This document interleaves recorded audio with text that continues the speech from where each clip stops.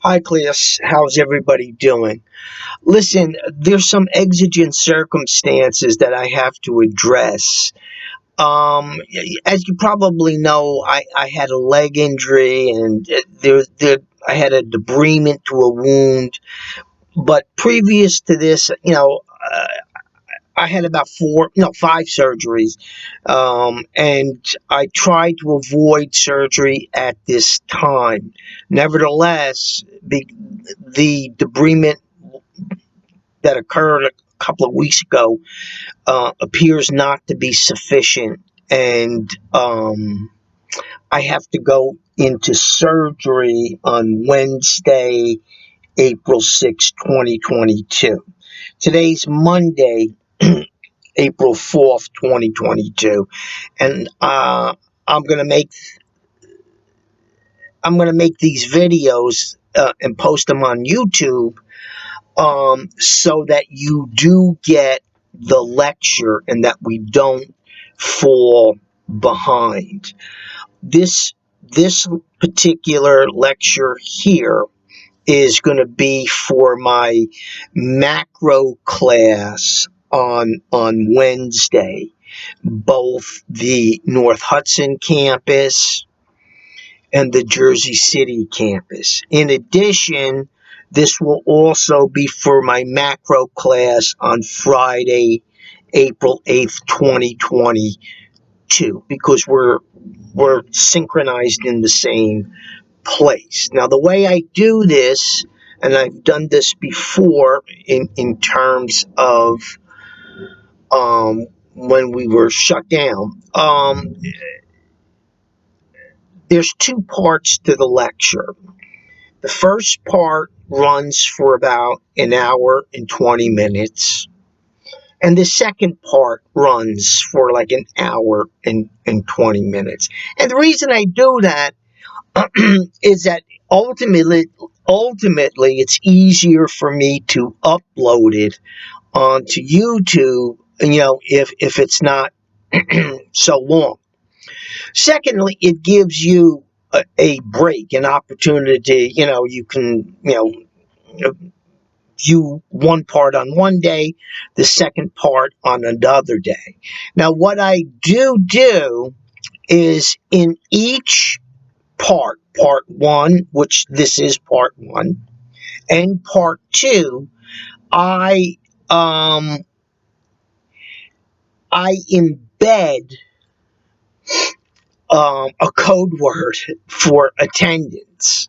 Now, what you do is, after you have viewed the lectures, just send me an email on my Hudson County email. Okay, you have it. It's on the syllabus, and you just identify yourself and let me know what the code words were for that day. Now, according to my surgeon, I will, the following week, which will be the week of the Monday, the 11th through the 15th, I will be back. It's just that I'm having the surgery on Wednesday. Um, and not that it's a, very complicated surgery, but, I'll be laid up for that, few days. So don't worry, I'm not going to abandon the class. I mean, there's just, I feel awful even having to miss the class and have to resort to the video. But nevertheless, I mean, we will get through this. This way we have an opportunity to go through the material. People who have questions, just reach out to me. You can email me, or better yet, you can call me at 201-725-4937. And I will gladly, I don't ignore students. Students that have had me before know that. I am reachable. and it's better by phone because I mean we can actually have a discussion and clarify any questions that you may have. Now, where we left off not last week because we were off, was we were looking at the different types of unemployment and inflation.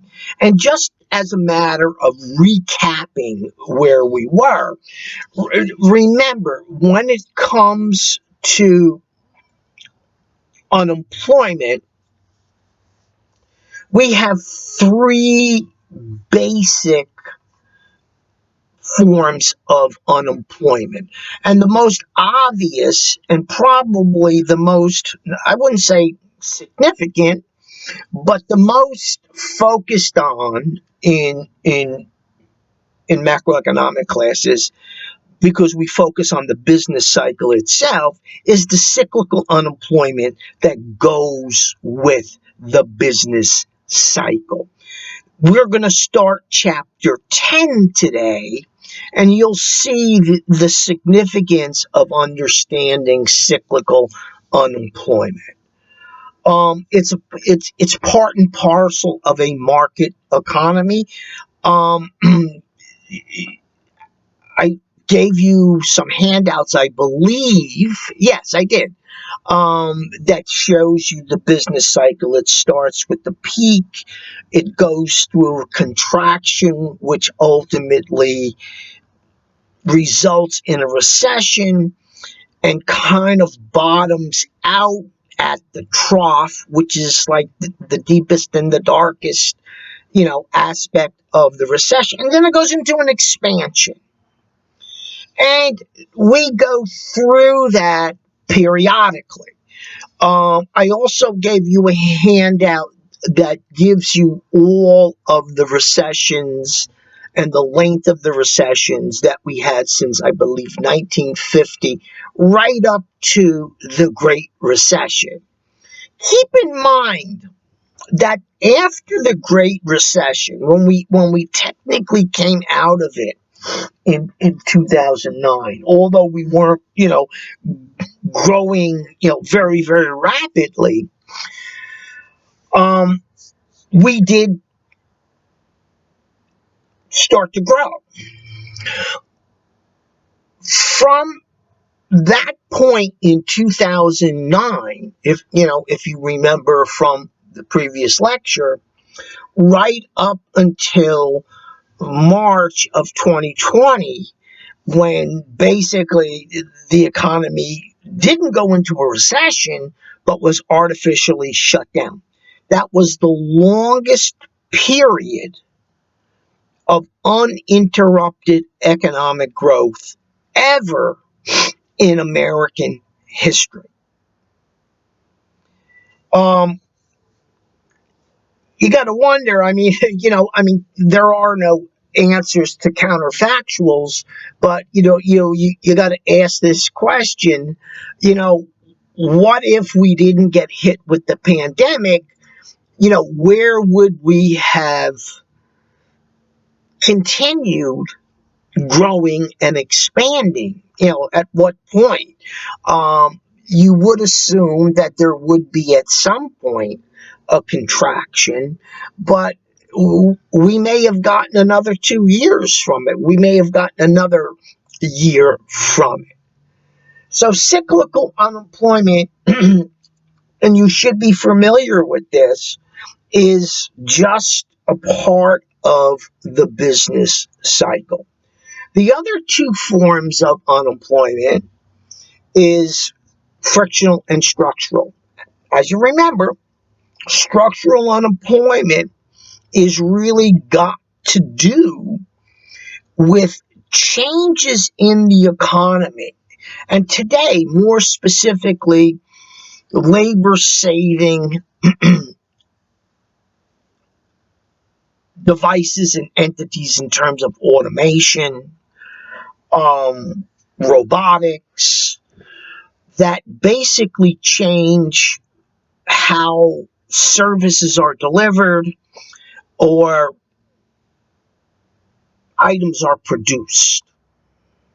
And what ultimately happens is the economy can be doing very well, yet there will be a segment of the workforce that becomes unemployed because the skill sets that are utilized by these people to earn a living are no longer really in demand or in substantial demand in the economy.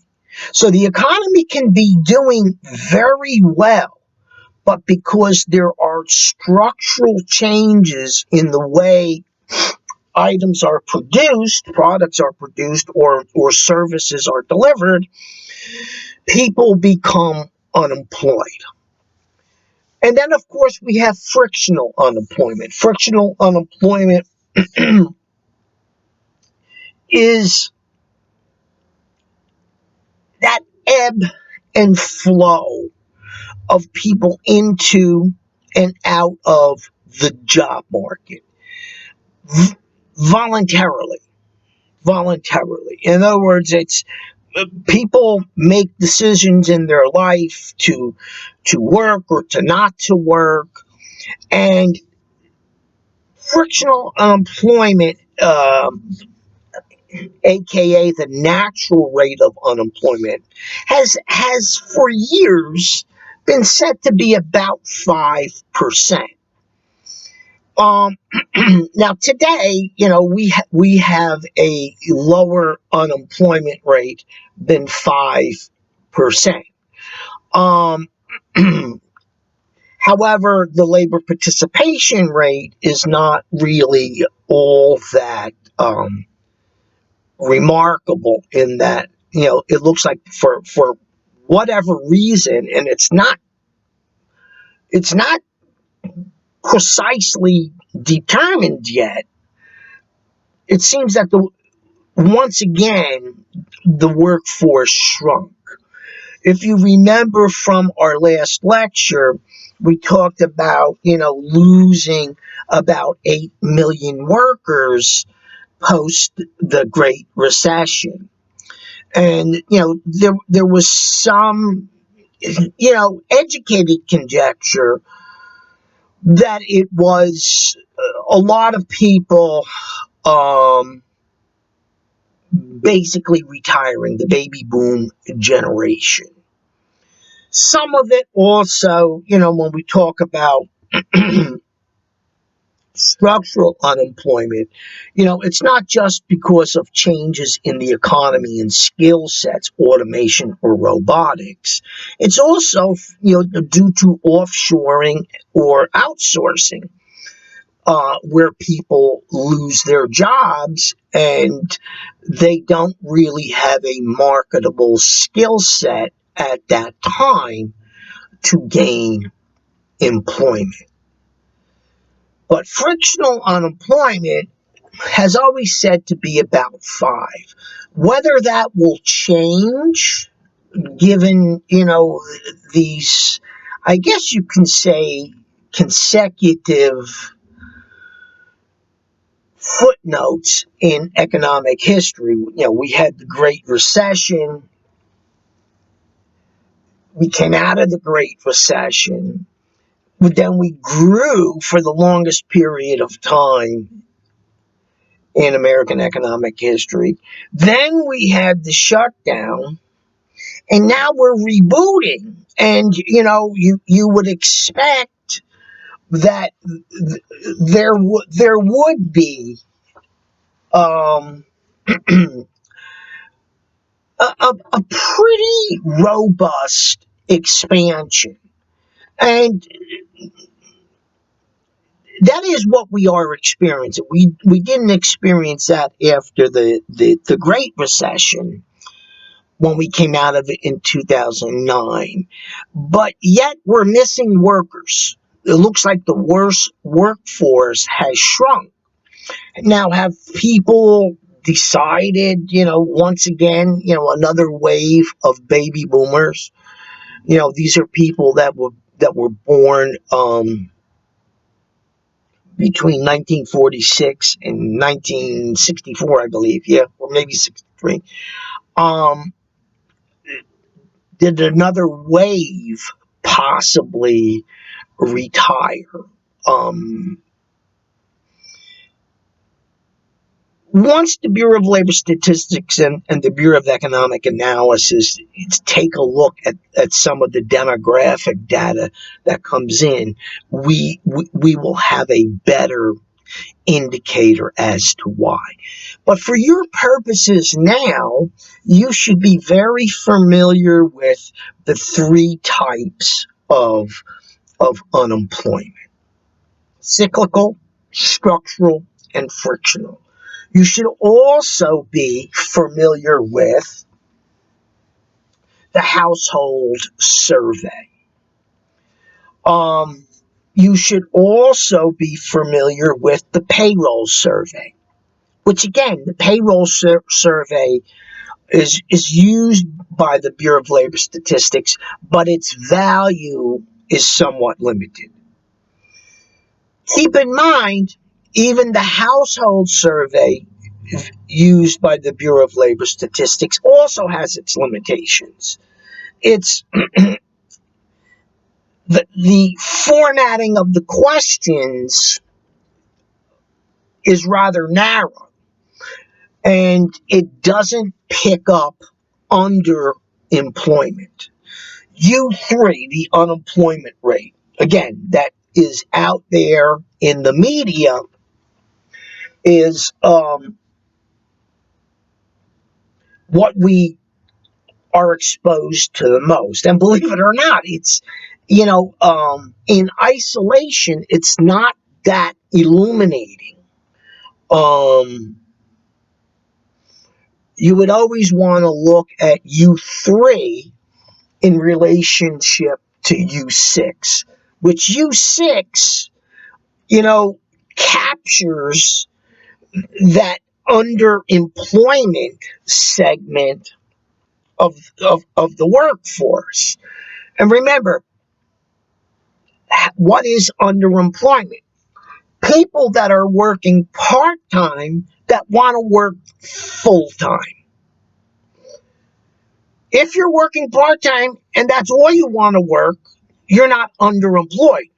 But if you want to work full-time, but you can only find part-time work, you're underemployed. Likewise, those anomalous situations, which again, they're probably, more or less one-offs that may say something about a particular industry.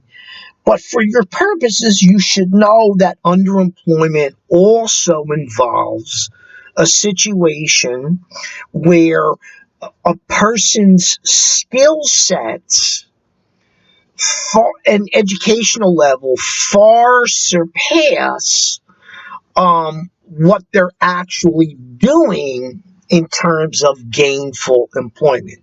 Think about, as I used the example before, you have somebody with an engineering degree and they're working as a barista in Starbucks.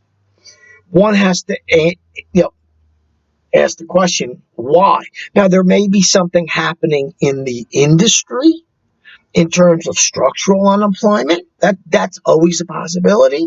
And that's something that economists would definitely be interested in. Or it may be something idiosyncratic to the individual. So anytime we're looking at unemployment, we're always going to take into consideration the limitations both of the household survey and of the payroll survey. And we're going to look at U3, the unemployment rate, always in the context of U6, the labor participation rate, and also the employment population ratio, how many people in the population are actually employed. Remember that we basically look at, when we talk about potential people that are potentially employable, it runs from 16 to about 65. The labor participation rate is probably a little bit more accurate of a number as opposed to the employment population ratio, because that can be thrown off with age demographics. A good number is be anywhere in terms of 64% to 66% of the workforce gainfully employed. Numbers like 60, 61%, that's problematic. You know, that's where you see like some shrinkage of the workforce. And now remember, also in U6, you pick up discouraged workers. Those workers that are unemployed, but they have reached the point, personally, that they have given up.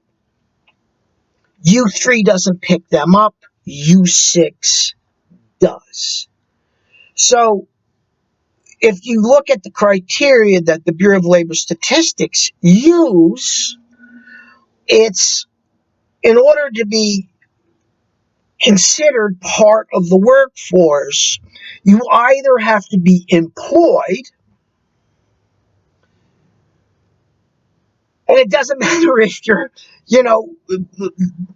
full-time or part-time, you're employed, because we're looking at U3. And if you're not employed, you're unemployed, but you're actively seeking work. You're still part of the workforce. Discouraged workers are thought to be detached from the workforce because they have actually given up. But U6 does pick up these people. So we have to be very careful about the usefulness of U3 alone. U3, when it's placed in the context of the other indices, in terms of U6 and the labor participation rate, gives you a much better indicator of what's happening in the economy when it comes to unemployment. And then we went on and we talked about inflation. Keep in mind, you've got two types of inflation and another aberration that deals with inflation. You have demand pull, which again, if you look at, the Federal Reserve's target rate of inflation, that target rate of inflation of demand pull, even if it's 2%, it's thought that that's not something that the Federal Reserve is all that concerned with. In essence, there's two schools of thought when it comes to, inflation.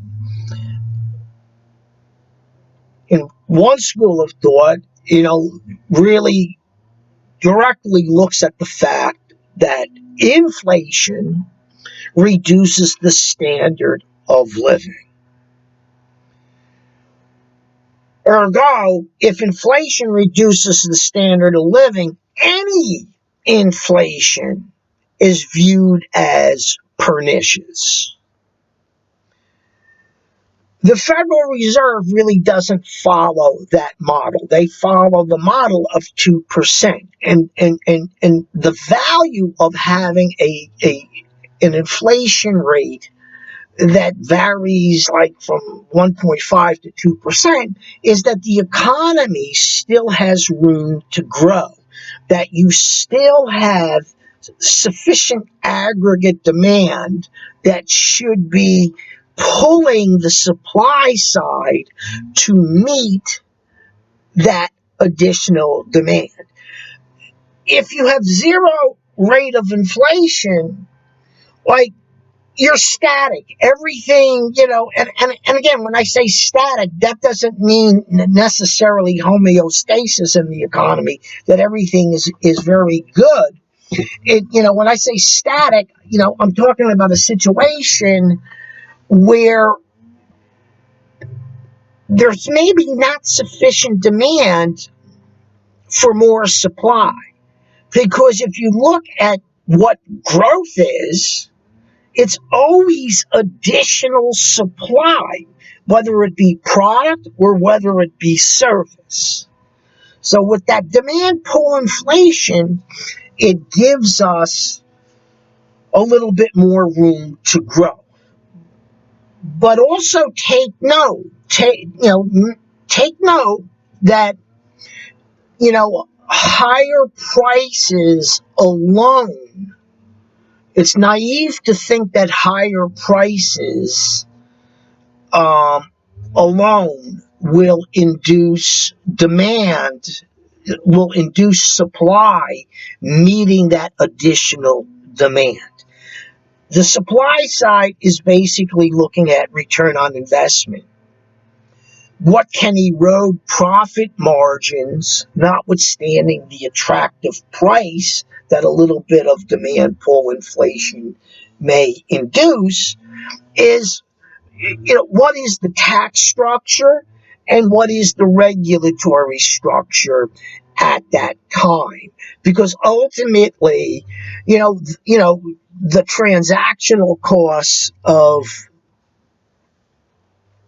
a regulatory structure can erode profits.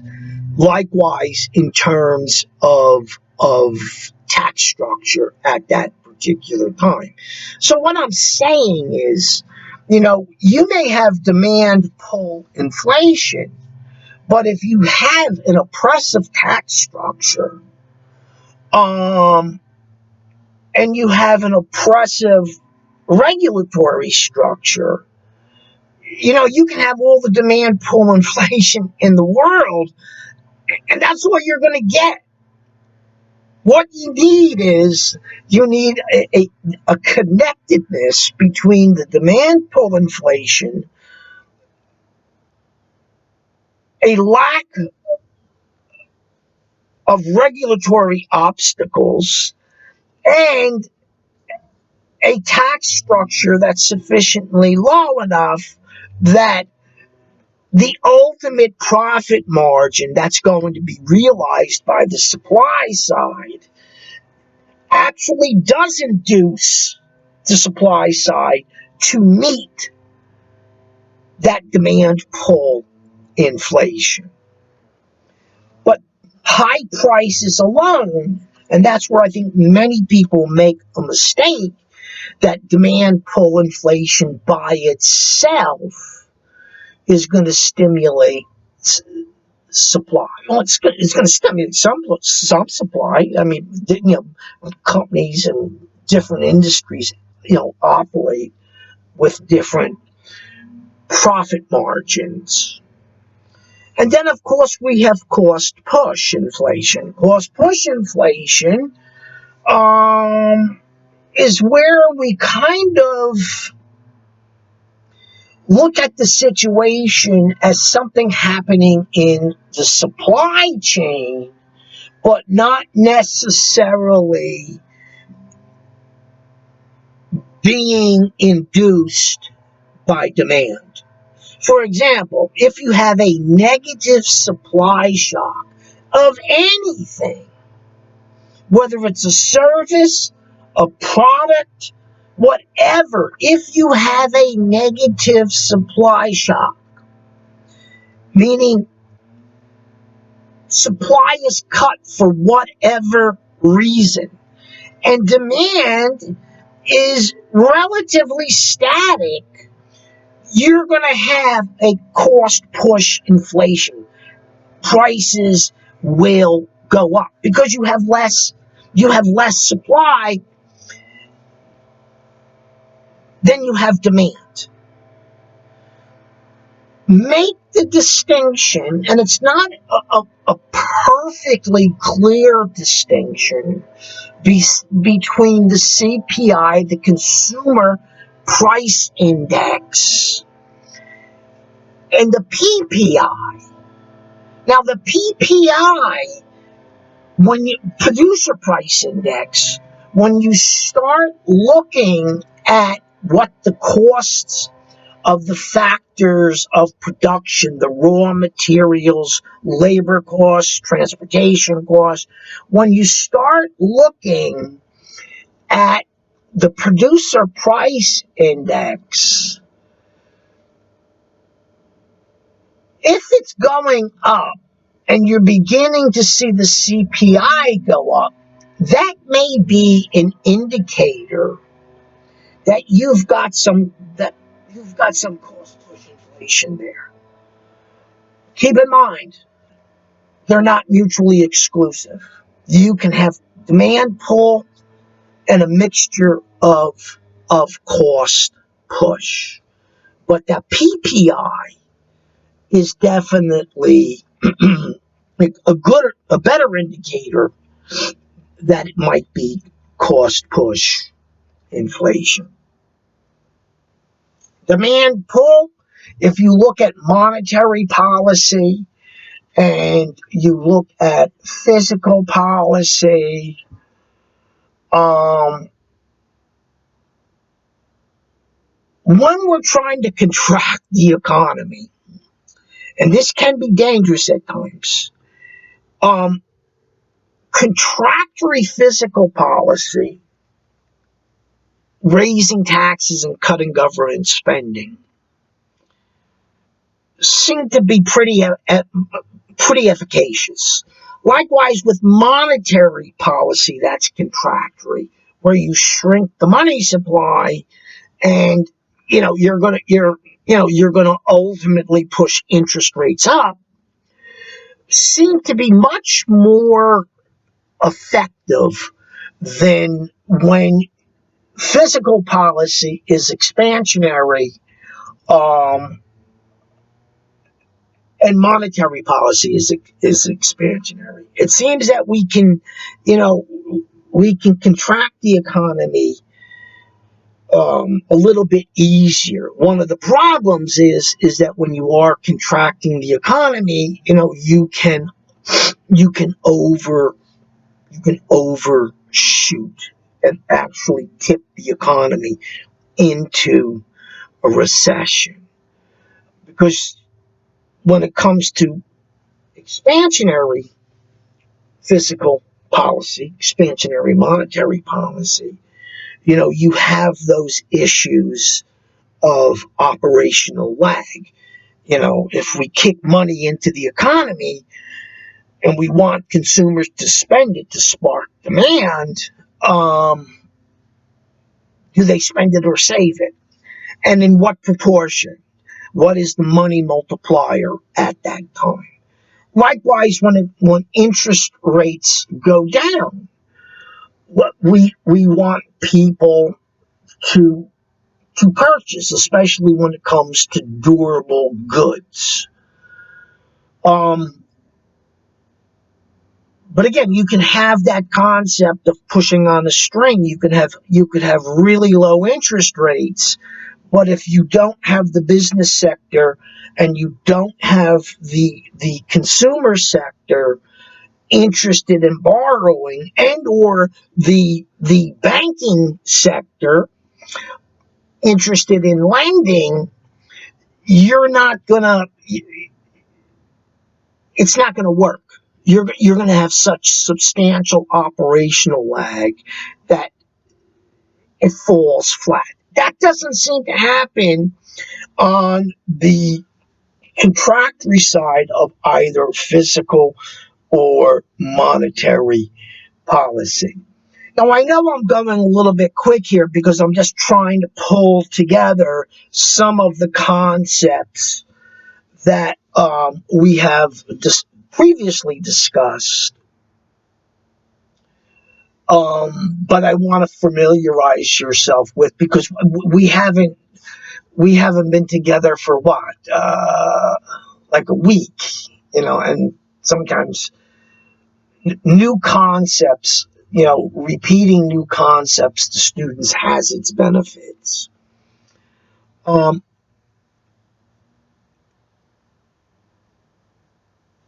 Stagflation. Now that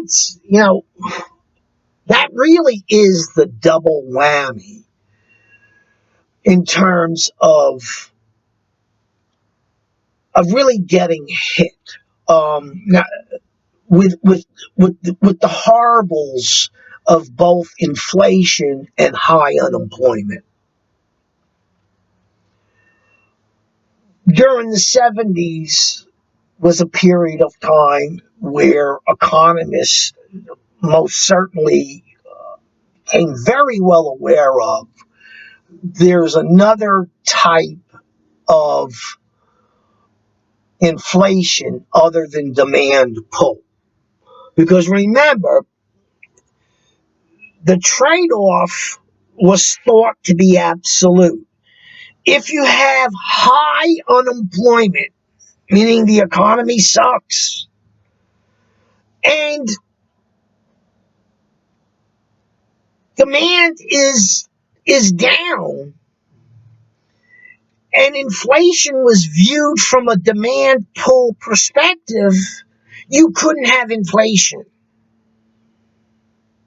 Conversely, when unemployment was low and aggregate demand was robust, then you would have a little bit of demand pull inflation. More or less, within the parameters of that, 2% target rate set by the Fed, or maybe just slightly more. And that's not perceived to be all that, pernicious or problematic.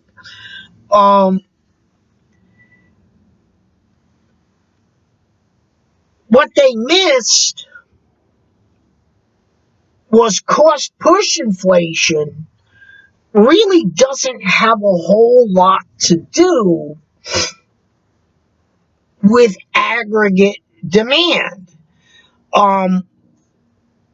As I explained to you previously, when it came to the embargo, that OPEC engaged in, executed against the United States, we were in the throes of a recession, and an ugly one at that. And then all of a sudden started to experience inflation at the same time. And that was, again, it was petroleum based. The myopia of the time was that, you correlate the price of a barrel of oil with a gallon of gasoline, and at most, okay, transportation costs can be impacted. What we missed at that time was petroleum, as a chemical component, was a constituent factor of production in a lot of what we produced at that time. And thus we had stagflation. It's not something, that is easy to address either from a fiscal policy perspective or a monetary policy perspective, because what do you elect from a policy viewpoint? What are you going to focus on? The cost push inflation, or are you going to focus on the unemployment issue and try to stimulate demand, which can also potentiate a demand pull inflation at the same time. Again, economics is not a precise discipline. It's more of an art form than it is an empirical science.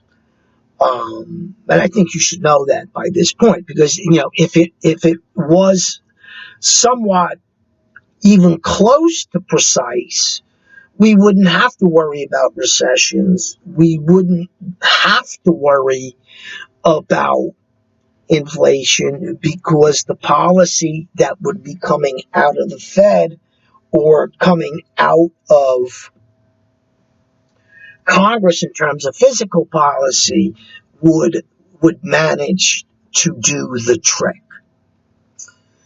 Now, with those policies that come out of Congress and those policies that come out of the Federal Reserve, don't forget we have recognition lag. Recognition lag is something that impacts Congress and something that impacts the Fed. And the real reason, is that the data that both Congress is going to review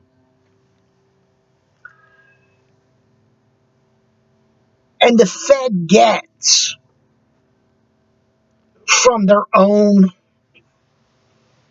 I say a battalion of economists working in the Fed, the Bureau of Economic Analysis, the Bureau of Labor Statistics.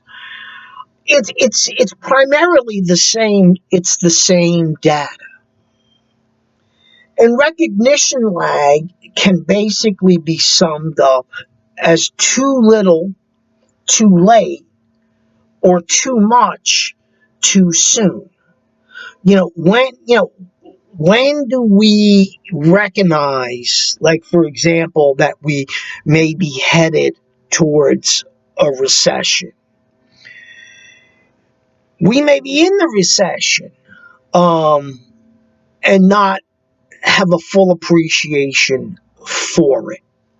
So the timing of actually realizing either that we're in a recession or a recession is coming is very important. And also the magnitude of what is coming down the pike, or what we're experiencing right now but not having a full appreciation for it.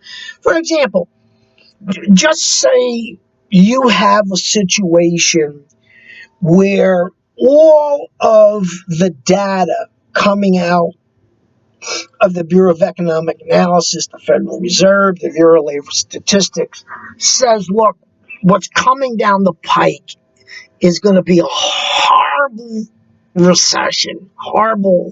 recession. And immediately, Congress, and let's put, administrative lag aside, Congress decreases taxes, increases government spending. At the same time, the Fed increases the money supply. How does it increase the money supply? Remember, it buys securities from the banking system. The banks give the Fed paper, and the Fed gives the banking system cash. Money supply increases. Interest rates, what is the price of money? Interest rates decline. And let's just say that the data was inaccurate. Instead of having a recession that's going to be, long and deep, it was short and it was shallow. Now, what is the problem? Well, the problem is you've got all this money injected into the economy.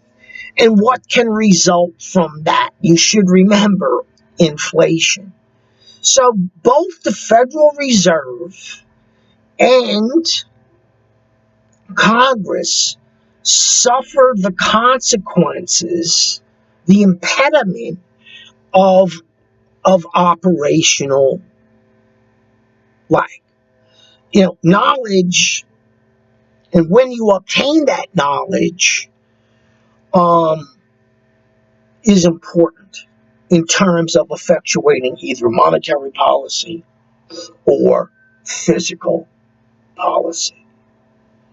Operational lag is also something that both Congress suffers the consequences of, not to say that they have a whole lot of control, and also the Federal Reserve suffers the consequences of. And operational lag is just this.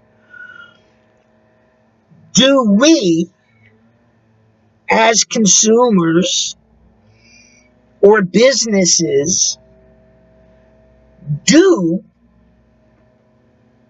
what Congress wants us to do and what the Federal Reserve wants us to do? Remember, there's that psychosocial component linked with monetary policy coming out of the Federal Reserve and fiscal policy coming out of Congress. Again, we'll use the example of a recession. When Congress decreases taxes and increases government spending, it's injecting money into the economy, and in essence, it wants consumers to spend, which stimulates the supply side to add supply. And when we're talking about adding supply, we're talking about employing people.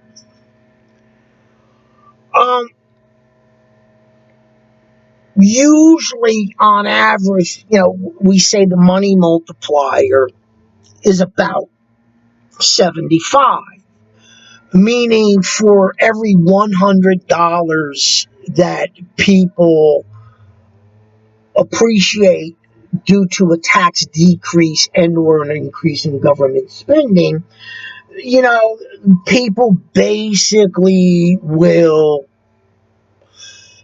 spend 75 and save 25. Now, we're talking on averages. Remember, as if you look at the tax code, and it's progressive, as marginal rates go up,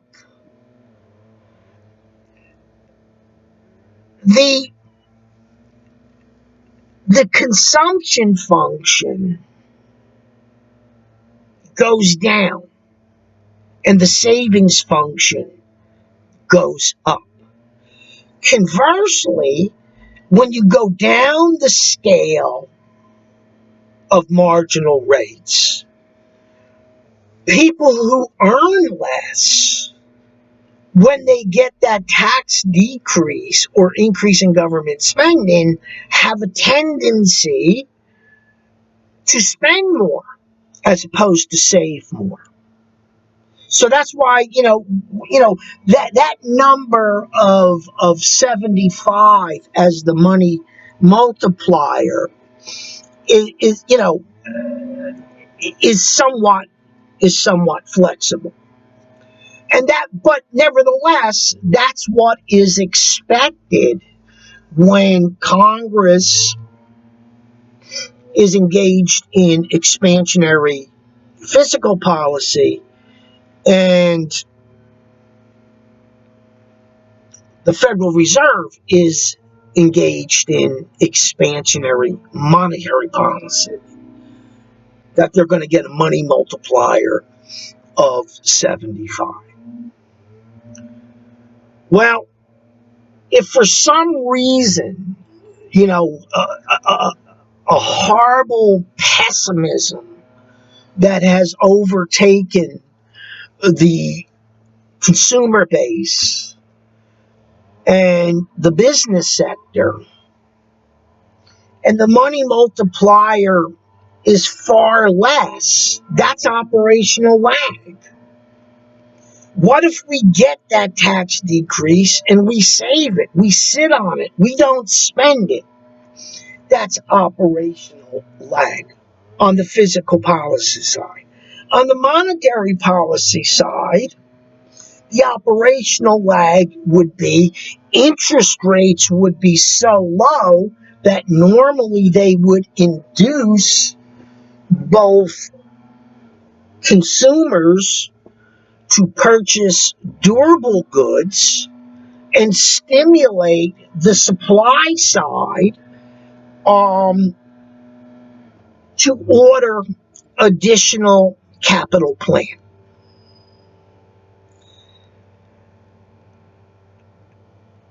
If that doesn't happen, that's pushing on the string. That's operational lag. Remember, especially when it comes to monetary policy, lending institutions have to want to lend in terms of what their risk perspective is at that time. Consumers have to have sufficient confidence to borrow and spend. We're talking about durables here. And once that occurs, the supply side says, "Oh, this may very well be an opportune time to expand." And orders for capital plant should go up. If that doesn't happen, that's operational lag. And that can happen. That, it's not a perfect science. So both Congress, in terms of fiscal policy, and the Federal Reserve, in terms of monetary policy, share the burden of both operational lag in terms of how the populace and the business sector respond to their expansionary efforts in fighting a recession, and also experience, because they share data, of recognition lag. Too little, too late, too much, too soon. You flip the economy one way or the other. Now, what is unique to Congress is administrative lag.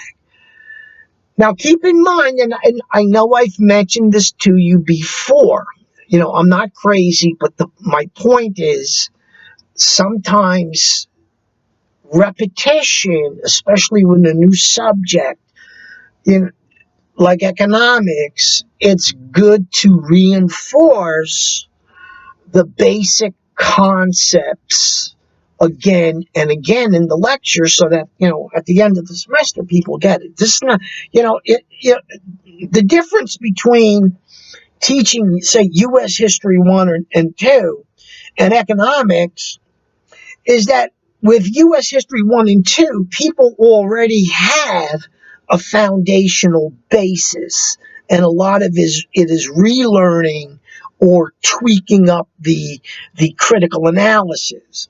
With economics, most people have no background, and you're kind of speaking a foreign language and introducing foreign concepts. So it's better that we sometimes reiterate those same concepts. I'm not going to apologize for it. I mean, I purposely do this so that people do get familiar with not only the terminology, but also understand, like what synergisms take place when you start playing with policy. Um, Administrative lag is peculiar to Congress, and again, when you look at Congress's purpose, um, its purpose was basically to be a lawmaking body, and a lawmaking body, is supposed to be somewhat deliberative, um, contemplate and review what you're doing, because one of the issues that come about in making law is that you can have unanticipated and unintended consequences when you make law. And we see that all the time. We see that all the time. Legislation is passed that's supposed to ameliorate one problem, and it kind of falls short of ameliorating the problem, and coincidentally creates another problem. So Congress, by its nature, is supposed to be a lawmaking body. It really wasn't meant to be a creature of tweaking the economy. Very different from the Federal Reserve. Now, remember, the Federal Reserve in 1913 was created, as a as a creature of Congress. Congress created the Federal Reserve in 1913 with the Federal Reserve Act. And it really was, in response to the bank panics, more specifically the bank panic of 1907, to bring some type of coherence to the banking system so that the banks, didn't have the erratic panics that went on at the time, and not only had national consequences but also had international. There was a ripple effect all around the world. Global connectedness, some people think is something new. It's not new. It's been around a long time. It's just that we do business quicker today um, than we did 100 years ago. So administrative lag it comes like in two forms. One is the built-in inertia, of a bill, being introduced in committee, being bantered about in committee, introduced onto the floor, and we're talking about Congress, the lower house, and then put up for a vote. It's put up for a vote. Let's just say it passes. Then it's sent to the Senate, and the Senate is going to, the Senate can outright reject it. The Senate can make recommendations. And basically, the legislation is reconciled at some point between the House version and the Senate version. And then you have a bill that goes to the president, and hopefully the president signs it and doesn't veto it or pocket veto it. That can happen. So you have that complicated lag of legislation. Another lag also is a partisan lag. It's and what I mean by a partisan lag is that there is, you could say, a preordained perspective in a two-party system that we have in the country, that say Republicans would favor tax decreases when we're trying to expand the economy, and disfavor increases in government spending. Democrats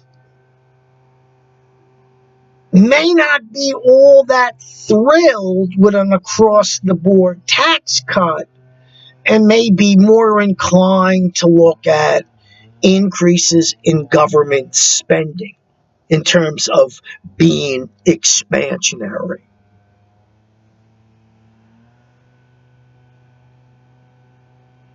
When we're trying to contract the economy from a physical policy, the contraction would be a tax increase and a decrease in government spending. From a monetary policy perspective, of course, it would be contracting the money supply and pushing interest rates up. But we're for our purposes right now, we're looking at administrative lag, which is peculiar to Congress. And there again, how are you going to contract the economy? Are you going to contract the economy using both tools, increasing taxes and decreasing government spending? Well, Republicans more often than not would lean more towards cutting government spending and not increasing taxes. Democrats would lean more towards increasing taxes and not cutting government spending. So this all has to be, bargained out before, you actually have a bill introduced in committee and a bill that actually comes out of committee to the full House and then ultimately to the Senate. So you can see that administrative lag is just very much part and parcel of the legislative process. And again, neither Congress nor the Senate was really meant to be tools to tweak the economy. The problem, and it is a serious problem, is that if you get muddled in administrative lag, and legislation is ultimately passed, whether it is expansionary or contractory, that legislation can basically overshoot or undershoot. And when that happens, you can flip, you're trying to address a problem that existed at the time that, this legislation was being debated and negotiated, but no longer exists, maybe. You're at the tail end of it. And then by the time it's passed, the problem has more or less, resolved itself, like you're at the tail end of the problem, and now you have this either, decrease in dollars in the economy, or you have an increase in dollars circulating in the economy. So always be cognizant of those lags. If you don't really have an appreciation for the lags, in terms of the structure of Congress, administrative lag, and in terms of both Congress and the Federal Reserve in recognition lag and operational lag, you'll have an overly optimistic perspective of what, physical policy and monetary policy can actually do. It's It's like walking a tightrope in many respects. What you should also realize is that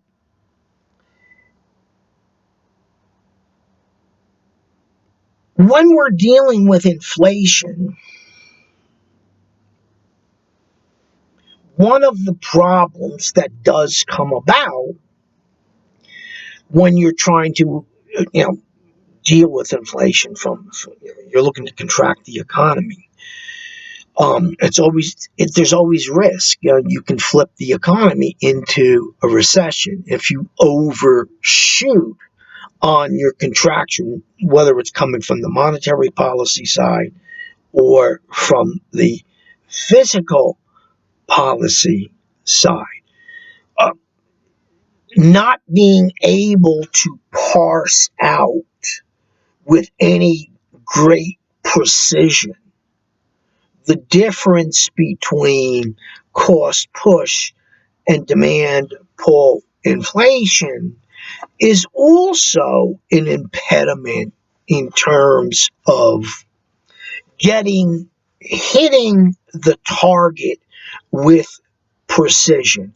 Because if for the most part you have cost push inflation and you're contracting demand by taking dollars out of the economy, it's not really going to have that much of an appreciable impact on cost push inflation because something's happening in the supply chain that needs to be addressed or ameliorated. When it comes to contractory monetary or physical policy, if you're dealing with demand pull inflation, it seems to be more responsive. So being able to parse that out is not, again, it's not an exact science. So always remember you want to look at the producer price index and you want to look at the CPI, the consumer price index. You should also keep in mind, as a reminder, about the market basket of goods. What is the market basket of goods? 280, 300 items that we all use. Basically, you know, regular, ordinary people like ourselves. You get a base year. You go out, you find out the prices of those goods. Now, what does ordinarily happen? Some prices, for different reasons, it could be, a positive demand shock. It could be a negative demand shock, positive supply shock, negative supply shock. Some prices will go up, some prices will go down. But really, what they're looking at is what is the cost of that market basket of goods in the base year, and then each year following. If on average the price of that market basket of goods does increase, it's a pretty good indicator that you're dealing with inflation. Being able to dissect where that inflation is basically coming from, whether it's demand pull or cost push, is another chore. Is another chore in and of itself. But what we're looking for is the differential between those prices from one year to the next. And if the market basket of goods costs more this year than last year in the base year, you are dealing with some type of inflation. and let's say hypothetically above the point of 2%. Also, the contents of the market basket of goods. It's very interesting, when you look at American popular culture, and you look at consumer tastes and you look at consumer preferences. It appears pretty close to every decade there's a point of demarcation where consumer tastes and preferences seem to tilt and vary from the previous decade. And that's reflected in the market basket of goods.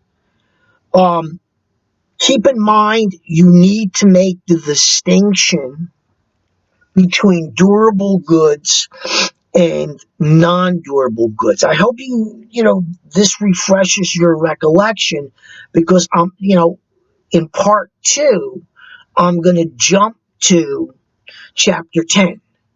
Remember, what are durables? Durables are goods that are usually hard, last 3 years or more. More importantly, the sticker price for durable goods is usually higher than non-durable goods, meaning ordinary food, ordinary clothing. And because the sticker price is high, people usually use some type of financing. When the purchase of durable goods is up, it's a very good sign for the economy. Likewise, when the purchase on the part of the supply side, the orders for new plant, that's a very good sign for the economy. Both are durables. New capital plant for businesses fall into the durable goods. And, you're talking about automobiles, you're talking motorcycles, you're talking about ATVs, washer machines, dryers, dishwashers, gas ranges, refrigerators, any of those items that not only have a higher sticker price than ordinary durable goods, but also are financed. So that ability to jump to financing says that, when businesses go out and borrow $5 million for a new capital plant, that's a pretty good sign of business confidence. When consumers start going out and they're buying durable goods and they're indebting themselves in terms of having to pay off a loan, a note, over a period of time, once again, that tells us that we have, good consumer confidence. That's important. And I'm not saying that non-durables are not significant. It's just that they're not hit in a recession or an expansion in the same way that durable goods. We follow durable goods much more vigilantly than we do follow non-durables. Now, before I get carried away here, because we do have to start chapter 10, the code word for this part of the lecture is Abbott. Abbott. Abbott. Now, what you do after you listen to part 2, you're going to get that code word. And after you've listened to both lectures, you're just going to email me, or you can text me, 201-725-4937. And you're going to identify yourself. Please identify yourself. And you're going to tell me what the code words are. And then when I get your response, I'm going to mark you present. If I don't get a response, I have to mark you absent. But I will tell you, I've done these videos before during the shutdown, and the fact that people can view this 3 o'clock in the morning if they see fit to do so gives a higher level of actual compliance with the lecture. They're not designated to a particular time. So I do anticipate that, I will get a good response from both classes, my Wednesday class and my Friday class, in terms of attendance. Now, what we'll do now is we reviewed Chapter 9, or at least the periphery of Chapter 9, and now we're going to start looking at Chapter 10, which deals with economic growth, the financial system, and business cycles. Much of it you've already been pre-introduced to. In many respects, the first week that we meet, I start introducing you to concepts that we're going to cover weeks later down the line. And the reason I do that is so that it's not totally new, totally unfamiliar to you. Once you have a sense of familiarity, it's easier to start linking these very new concepts together and understanding this. Macroeconomics is not a difficult subject. It's just that much, if not most, of the terminology is new to most students. So, once again, we'll start Chapter 10, and we'll take it from there. But not all of it, but some parts of it you've already have been exposed to. So remember, don't forget, you have to email me or text me, or if you want to call me and you have questions. I will be back next week. But in the interim, you may have questions. Don't hesitate. Abbott, ABBOTT, is the code word for part 1 of the April 6th, Wednesday, April 6th, 2022 lecture, and the April 8th, 2022 lecture for macroeconomics. I will see you with part 2 very shortly. Bye-bye now.